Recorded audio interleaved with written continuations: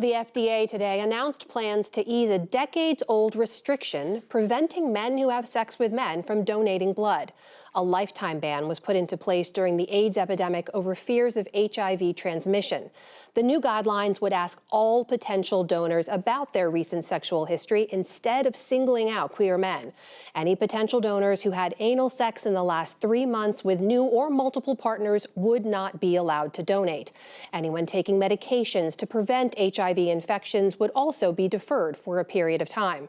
For more on this, I'm joined by Cole Williams. He founded the organization Pride and Plasma last spring to bring attention to this issue. Cole, welcome, and thanks for joining us. We have to point out, for over a generation, gay and bisexual men have been shut out from donating blood as freely as anyone else and fighting for the right to do so.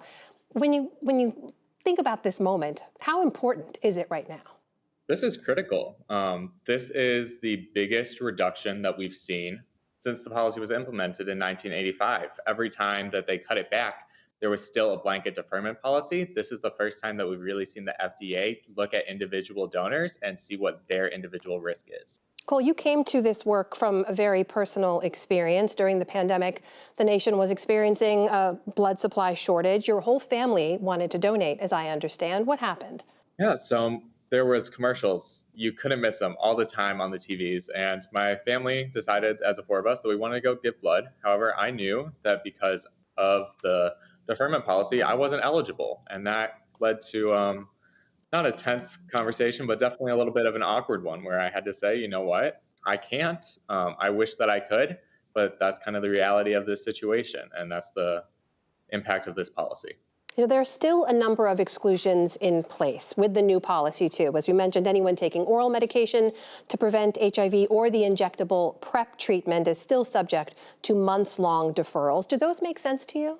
I'm going to say yes, I'm going to say no. I'm not entirely sure of the results of the advanced study, which enrolled around 1,800 participants, and then they looked at the effectiveness and safety of an individual risk assessment.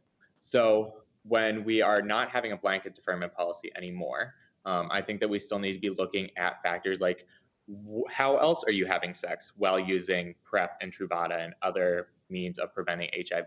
Because HIV isn't the only thing that we are looking for when we're testing blood donations. There's also hepatitis and countless other sexually transmitted diseases that can still be transmitted through blood donations. So until we see the results of the advanced study and potential new research studies on this specific issue, I can't really say whether it is justified or not.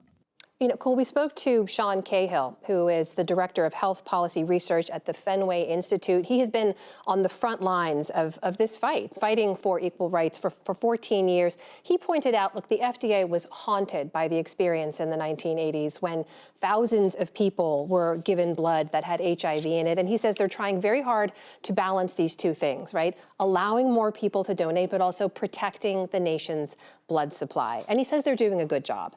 Do you agree? I do agree. The testing and understanding of HIV that we had in the 1980s is vastly different decades later. In 1999, we implemented nucleic acid testing on a national level. With that, the current risk of HIV transmission through a blood transfusion is 1 in 1.5 million. So we don't need to defer people based on their sexual orientation, not that we ever really needed to, but it was a lot more understandable back then. So I'm glad that the FDA is taking steps forward to discriminate a little bit less.